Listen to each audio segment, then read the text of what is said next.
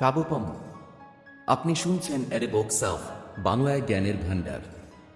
আজ আমরা শুরু করছি এক অসাধারণ দর্শন চিন্তা, ফিয়ার অ্যান্ড ট্রেম্বলিং, লিখেছেন সোরেন কিয়েরকেগার্ড। এই বইয়ে বিশ্বাস, আত্মত্যাগ ও ঈশ্বরের নির্দেশ নিয়ে উঠে আসে গভীর প্রশ্ন। আব্রাহামের গল্পের মাধ্যমে লেখক আমাদের নিয়ে যান বিশ্বাসের এমন এক জগতে যেখানে যুক্তির কোনো স্থান নেই, শুধু ভয়, নির্ভরতা আর আত্মসমর্পণ। চলুন শুরু করি আজকের দর্শনের যাত্রা। অধ্যায় 1, বিশ্বাসের রহস্য। বিশ্বাস, এই শব্দটি আমরা সবাই জানি, কিন্তু এর গভীরতা কি আদৌ আমরা বুঝি? কিয়েরকেগার্ড বলেন, বিশ্বাস মানে যুক্তির বাইরে ঝাঁপ দেওয়া, এমন এক সিদ্ধান্ত যেখানে কোনো নিশ্চয়তা নেই, শুধু হৃদয়ের আহ্বান আর এক অজানা ঈশ্বরকে নির্ভর করা। বিশ্বাস যেন এক ঝাঁপ যেখানে নিচে কি আছে তা না জেনেও আপনি চোখ বন্ধ করে পড়ে যান। অধ্যায় 2, আব্রাহামের আত্মত্যাগ। আব্রাহামের কাহিনী কেবল ধর্মীয় নয়, এ এক দার্শনিক পরীক্ষা। ঈশ্বর তাকে আদেশ দেন নিজের সন্তান ইসহাককে বলি দিতে। এটা কি নিছক পাগলামি নাকি চরম আনুগত্যের প্রকাশ? আব্রাহামের নীরবতা, তার কষ্ট, এই অধ্যায়ে কিয়েরকেগার্ড আমাদের নিয়ে যান বিশ্বাসের এক ভিন্ন স্তরে। অধ্যায় 3, নৈতিকতার সাসপেনশন। কোনটা বড়, নৈতিকতা না ঈশ্বরের আদেশ? আব্রাহামের কাজ কি নৈতিকতার বিরোধিতা ছিল, না ঈশ্বরের ইচ্ছাকে গুরুত্ব দেওয়ার চরম প্রকাশ? লেখক এই অধ্যায়ে বলেন, কখনো কখনো বিশ্বাসের জন্য আমাদের প্রচলিত নৈতিকতা সাসপেন্ড করতেই হয়। অধ্যায় 4, নিঃসঙ্গ বিশ্বাসী পথ। যে সত্যিকারের বিশ্বাস রাখে সে একা হয়, কারণ এই পথ বোঝে না সমাজ, বোঝে না যুক্তি।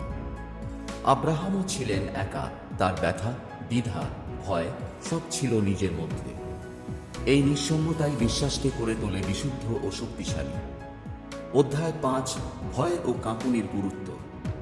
ফিয়ার অ্যান্ড ট্রেম্বলিং, এই নামটি বলে দেয় যে সত্যিকারের বিশ্বাসে থাকে ভয়, থাকে কাঁপুনি।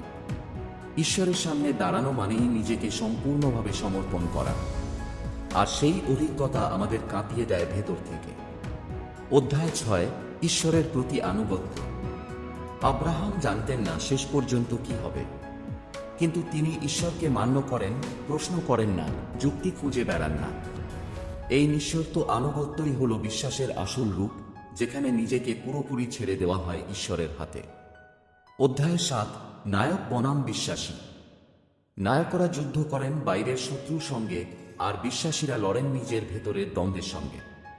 আব্রাহাম কোনো যুদ্ধ করেননি, কিন্তু তার সাহস এক যোদ্ধার চেয়েও বড়, কারণ তার যুদ্ধ ছিল নীরব, একান্ত আর ঈশ্বরের সঙ্গে। অধ্যায় 8, নিশ্চিততার অভাব। বিশ্বাসে কোনো গ্যারান্টি নেই। আব্রাহাম জানতেন না ঈশ্বর শেষমেশ কি করবেন, কিন্তু তবুও তিনি এগিয়ে গেছেন। এই অনিশ্চয়তার মাঝেই লুকিয়ে আছে বিশ্বাসের আসল শক্তি। অধ্যায় 9, আত্মত্যাগ নাকি অবমাননা। অনেকে আব্রাহামের কাজকে ভয়ঙ্কর বলে মনে করেন, কিন্তু কিয়েরকেগার্ড বলেন এটা আত্মত্যাগ, না শুধু সন্তানের, বরং নিজের স্বপ্ন, ভালোবাসা আর সমস্ত মানবিক অনুভবের। এই আত্মত্যাগই তাকে করে তোলে বিশ্বাসের জনক। অধ্যায় 10, বিশ্বাসের পুনর্জন্ম। বিশ্বাস কখনো ধ্বংস নয়, এটা এক নতুন বাস্তবতার জন্ম দেয়। আব্রাহাম যখন দেখলেন ঈশ্বর শেষ মুহূর্তে ইসহাককে রক্ষা করলেন, তখন তিনি বুঝলেন এই পথ কষ্টের হলেও ফল দেয় বিশ্বাসের জয়। আপনি শুনছেন ফিয়ার অ্যান্ড ট্রেম্বলিং, একটি দর্শন চর্চার অনন্য যাত্রা, যেখানে ঈশ্বর, নৈতিকতা ও বিশ্বাসের টানাপোড়েনে তৈরি হয় আত্মার গভীরতা। চ্যানেলটি সাবস্ক্রাইব করে পাশে থাকুন, কারণ সামনে আসছে আরও গুরুত্বপূর্ণ অধ্যায়। অধ্যায় 11, এক অনুচ্চারিত যন্ত্রণা। আব্রাহামের যন্ত্রণা শব্দে ধরা পড়ে না। তিনি কাউকে বলেন না কি ঘটছে, বলেন না ঈশ্বরের নির্দেশ কি। এই চুপ থাকা এক ভয়ানক বোঝা, কারণ বিশ্বাসী মানুষ জানেন তার অভিজ্ঞতা বোঝার ক্ষমতা সবার নেই। অধ্যায় 12, ঈশ্বরের আদেশ বনাম পিতৃত্ব। কিয়েরকেগার্ড প্রশ্ন করেন, একজন পিতা কি নিজের সন্তানকে বলি দিতে পারে শুধুমাত্র ঈশ্বরের আদেশে? এখানে আব্রাহাম দাঁড়িয়ে থাকেন এক অসম্ভব দ্বিধার মাঝে, একদিকে ঈশ্বর, অন্যদিকে পিতার ভালোবাসা। অধ্যায় 13, অভ্যন্তরীণ যুদ্ধ। আব্রাহাম যে যুদ্ধ করেছেন তা বাইরের নয়, ভেতরের। এটি যুক্তির সঙ্গে আবেগের সঙ্গে নিজের মনের বিরুদ্ধে যুদ্ধ। আর এই যুদ্ধে তাকে কেউ সাহায্য করেনি, তিনি ছিলেন একেবারে একা। অধ্যায় 14, নীরবতার ভাষা। আব্রাহাম কিছু বলেননি, কিন্তু তার নীরবতা ছিল অনেক বেশি জোরালো। সেই নীরবতায় ছিল বিশ্বাসের গর্জন।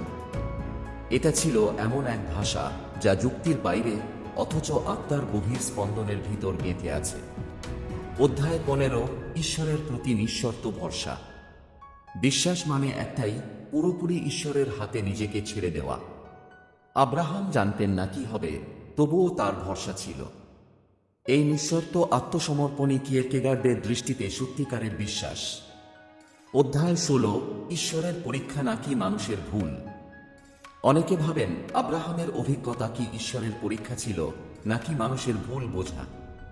কিয়েরকেগার্ড বলেন এটি ছিল ঈশ্বরের এক চরম পরীক্ষা, যেখানে মানুষকে বিবেক, নৈতিকতা ও প্রেমের ঊর্ধ্বে ভাবতে হয়। অধ্যায় 17, ভয় ও বিশ্বাসের দ্বন্দ্ব। ভয় ও বিশ্বাস একসঙ্গে বাস করে। আব্রাহাম ভয় পেয়েছিলেন, কিন্তু পিছু হটেননি। এই অধ্যায়ে বলা হয়েছে সত্যিকারের বিশ্বাস মানেই ভয় থাকা সত্ত্বেও এগিয়ে যাওয়া। অধ্যায় 18, ঈশ্বরের নৈঃশব্দ। ঈশ্বর নির্দেশ দেন, কিন্তু ব্যাখ্যা দেন না। আব্রাহাম কিছু জানতে পারেননি, কেবল অনুসরণ করেছিলেন।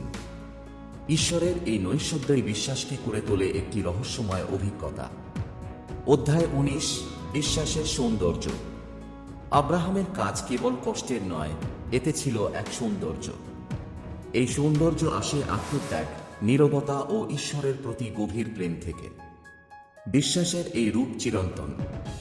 অধ্যায় 20, একজন সাধারণ মানুষের পক্ষে সম্ভব। আমরা কি আব্রাহামের মতো হতে পারি?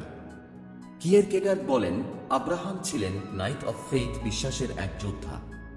এই পথ কঠিন, কিন্তু সম্ভব। শুধু প্রয়োজন এক গভীর সাহস আর ঈশ্বরের প্রতি নিঃশর্ত প্রেম। অধ্যায় 21, বিশ্বাসের নাইট। কিয়েরকেগার্ড নাইট অফ ফেইথের কথা বলেন, যারা ঈশ্বরের উপর নিঃশর্তভাবে নির্ভর করেন, পৃথিবীর যুক্তি ও নিয়মকে অতিক্রম করেন। আব্রাহাম এই নাইটের প্রতীক, যিনি জেনেও না জেনেও চলেছেন বিশ্বাসের পথে। অধ্যায় 22, মহত্ব বনাম বিশ্বাস। বিশ্বাসের নাইট হওয়া মানে বিখ্যাত হওয়া নয়, বরং তিনি থাকেন সাধারণ জীবনের আড়ালে, কিন্তু তার ভেতরে জ্বলতে থাকে এক অদৃশ্য আগুন যা তাকে ভিন্ন করে তোলে। এই অধ্যায়ে আমরা জানি মহত্ব নয়, বিশ্বাসী আসল অর্জন। অধ্যায় 23, বিশ্লেষণের সীমাবদ্ধতা।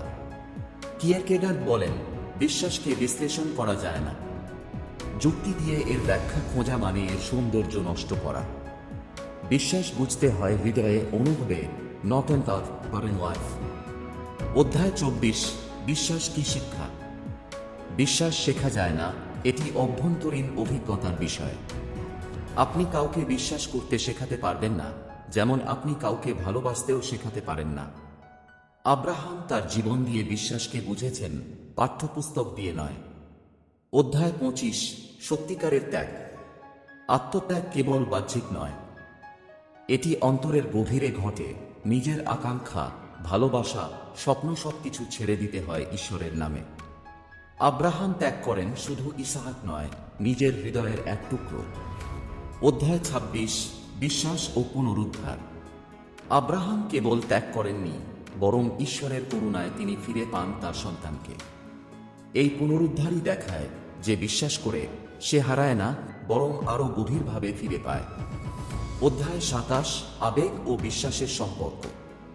অনেকেই বিশ্বাসকে আবেগ বলে ভুল করেন, কিন্তু কিয়েরকেগার্ড বলেন বিশ্বাস আবেগ নয়, এ এক সিদ্ধান্ত, এক অবস্থান যা আবেগকে ছাড়িয়ে যায়। আব্রাহামের চোখে হয়তো জল ছিল, কিন্তু তার পা থেমে যায়নি। অধ্যায় 28, বিশ্বাসের গভীর নীরবতা। বিশ্বাসী মানুষ বেশি কথা বলেন না, কারণ তারা জানেন তাদের যাত্রা কেউ বোঝে না। আব্রাহামের মতো তারাও নীরব থাকেন, কারণ তারা ঈশ্বরের সঙ্গেই কথা বলেন, মানুষের নয়। অধ্যায় 29, ঈশ্বর ও মানুষের দূরত্ব। এই অধ্যায়ে বলা হয়েছে ঈশ্বর মানুষের মতো নন, তাই ঈশ্বরের আদেশ সব সময় মানুষের যুক্তিতে ধরতে পারা যাবে না, কিন্তু তাও বিশ্বাস করতে হয়। এই দূরত্বই ঈশ্বরকে ঈশ্বর করে তোলে আর আমাদের করে তোলে ক্ষুদ্র তবু প্রেমময়। অধ্যায় 30, বিশ্বাসের চূড়ান্ত স্তর। এই শেষ অধ্যায়ে কিয়েরকেগার্ড আমাদের নিয়ে আসেন বিশ্বাসের সর্বোচ্চ স্তরে, যেখানে মানুষ বুঝে যায় ঈশ্বর যদি কষ্ট দেন তবে তাতেও রয়েছে তার পরিকল্পনা। বিশ্বাস মানে ঈশ্বরের হাতে নিজের সমস্ত ভবিষ্যৎ তুলে দেওয়া। আব্রাহাম ছিলেন সেই পথের পথিক, আর তার কাহিনী আমাদের শেখায় বিশ্বাস মানে ভয় নয়, বরং ঈশ্বরের প্রেমে পূর্ণ আত্মসমর্পণ। আপনি শুনলেন ফিয়ার অ্যান্ড ট্রেম্বলিং, সরেন কিয়েরকেগার্ডের এক চিরন্তন দর্শন চর্চার রূপ। আশা করি এই বইয়ের প্রতিটি অধ্যায় আপনাকে নতুন করে ভাবতে শিখিয়েছে বিশ্বাস কি, আত্মত্যাগ কেমন, আর ঈশ্বরের পথে হাঁটা কতটা নিঃসঙ্গ ও সৌন্দর্যময়। চ্যানেলটি সাবস্ক্রাইব করুন, ভিডিওটি লাইক দিন এবং মন্তব্যে জানান এই দর্শন আপনাকে কিভাবে ছুঁয়ে গেল। ধন্যবাদ। আবার আসবো অন্য এক মহান বই নিয়ে। ভালো থাকুন, সুস্থ থাকুন।